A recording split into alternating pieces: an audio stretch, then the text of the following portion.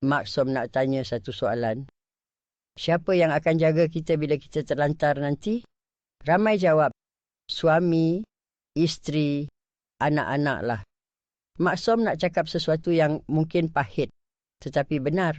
Jangan anggap mereka wajib mengorbankan seluruh hidup kerana kita tidak menjaga kesihatan ketika masih sihat.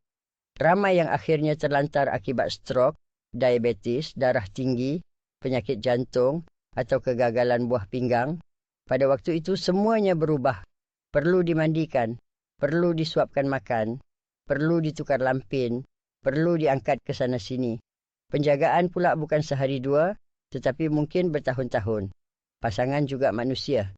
Mereka semakin berusia, ada kesihatan yang semakin lemah dan ada batas kemampuan.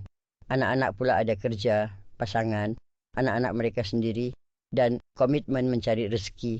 Mereka tetap menyayangi ibu bapa, tetapi masa, tenaga dan kewangan mereka juga ada hadnya. Yang lebih menyedihkan, sebelum sakit lagi, mereka sudah mengingatkan, Abah, kurangkan gula. Mak, jom berjalan. Ayah, turunkan berat badan. Berhenti merokok, tetapi semuanya dipandang ringan. Allah Subhanahu wa Ta'ala telah mengingatkan, dan janganlah kamu mencampakkan diri kamu ke dalam kebinasaan. Surah Al-Baqarah 195. Rasulullah sallallahu alaihi wasallam bersabda, dua nikmat yang ramai manusia rugi mengenainya ialah kesihatan dan masa lapang. Riwayat Al-Bukhari. Mak Som bukan nak menakutkan. Mak Som nak kita sedar.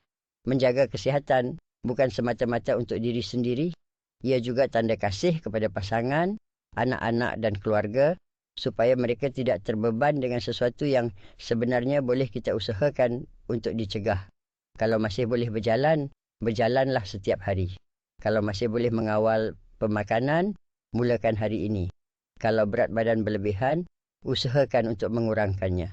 Jangan tunggu doktor kata, sudah terlambat. Kesihatan ialah amanah daripada Allah. Jagalah sebelum Allah menarik nikmat itu. Jika anda sayangkan ibu bapa, pasangan dan anak-anak, kongsikan video ini. Semoga Allah memberi hidayah kepada kita semua untuk berubah sebelum terlambat.